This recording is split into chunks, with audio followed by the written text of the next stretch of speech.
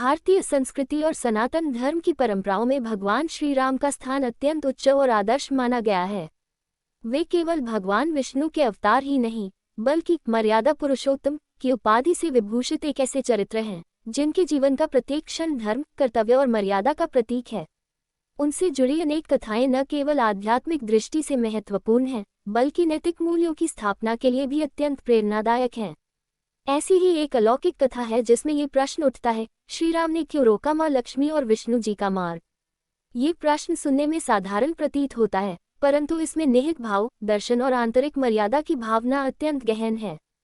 जब भगवान विष्णु ने त्रेता युग में श्रीराम के रूप में अवतार लिया, तब उन्होंने केवल एक राक्षसों के संहार का कार्य नहीं किया, बल्कि उन्होंने मानव रूप में मर्यादा, संयम, त्याग और धर्म का आदर्श प्रस्तुत किया।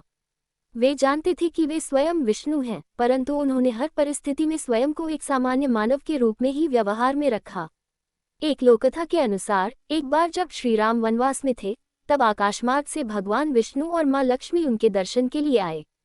ये दर्शन साधारण न था, क्योंकि विष्णु जी स्वयं ही राम रूप में पृथ्वी पर विराजमान थे और लक्ष्मी माता उनके साथ सीता स्वरूप में पहले ही थी।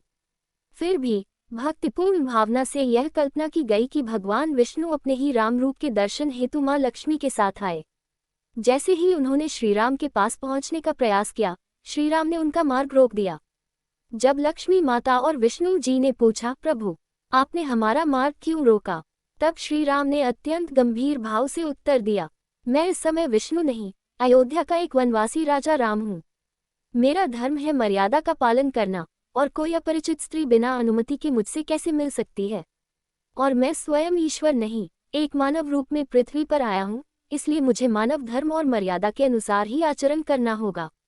यह उत्तर सुनकर मां लक्ष्मी और विष्णु जी मुस्कुरा उठे, क्योंकि ये दिखाता है कि श्रीराम का उद्देश्य केवल रावण वध नहीं था, बल्कि इस धरती पर मर्यादा और धर्म की पुनर्स्थापना करना था।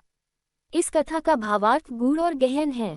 ये हमें निम्नलिखित महत्वपूर्ण शिक्षाएं देती है। श्रीराम का संपूर्ण जीवन मर्यादा का प्रतीक है। वे जानते थे कि वे विष्णु हैं, फिर भी उन्होंने कभी अपने ईश्वरत्व का प्रदर्शन नहीं किया। जब माता लक्ष्मी उनके पास आई, तब उन्होंने उन्हें एक स्त्री के रूप में देखा, न कि अपनी पत्नी के रूप में। उन्होंने कहा कि एक विवाहित पुरुष का किसी अन्य स्त्री से मिलने का नियम नहीं है। ये कथा ये भी दिखाती है कि जब भी ईश्वर अवतार लेते हैं, वे अपने दिव्यता से अधिक अपने कर्तव्य और उद्देश्य को महत्व देते हैं। श्रीराम ने अपने दैवी स्वरूप को त्याग कर मानव धर्म को सर्वोपरि रखा।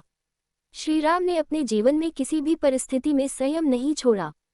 चाहे वह वनवास का समय हो, सीता हरण हो या रावण वध, हर पल में वे संयम और विवेक का परिचय देते हैं। इस कथा के माध्यम से समाज को ये शिक्षा मिलती है कि किसी भी पद, शक्ति या पहचान से बड़ा है कर्तव्य और मर्यादा। चाहे आप कितना भी महान क्यों न हो, यदि आप मर्यादा नहीं निभाते, तो आपकी महानता अधूरी है। आज के समय में जब नैतिक मूल्यों का ह्रास होता जा रहा है, तब श्रीराम के इस व्यवहार से हम बहुत कुछ सीख सकते हैं। चाहे कोई नेता हो, अधिकारी, शिक्षक या सामान्य व्यक्ति, यदि वह अपने कर्तव्यों और मर्यादा का पालन करता है, तो समाज में संतुलन और शांति बनी रहती है। ये कथा ये भी बताती है कि ईश्वर भी जब इस धरती पर आते हैं, तो नियमों का पालन करते हैं। ये संदेश अत्यंत शक्तिशाली है कि हम मनुष्य होकर यदि नियमों को तोड़ें, तो ये केवल व्यक्तिगत नहीं, सामाजिक विनाश का कारण बनता है। श्रीराम ने मां लक्ष्मी और विष्णु जी का मार्ग इसीलिए रोका, क्योंकि वे अपने अवतार के कर्तव्य और मर्यादा का पालन कर रहे थे। उन्होंने ये दिखाया कि धर्म केवल उपदेशों में नहीं, बल्कि आचरण में होना चाहिए। ये कथा केवल एक दिव्य प्रसंग नहीं, बल्कि एक गहन नैतिक संदेश है, जो ये सिखाता है कि कर्तव्य, संयम और मर्यादा का पालन ही सच्चा धर्म है। यदि हर व्यक्ति श्रीराम की तरह अपने जीवन में मर्यादा और धर्म का पालन करने लगे, तो न केवल उसका जीवन सुधरेगा, बल्कि संपूर्ण समाज भी एक आदर्श दिशा में अग्रसर होगा।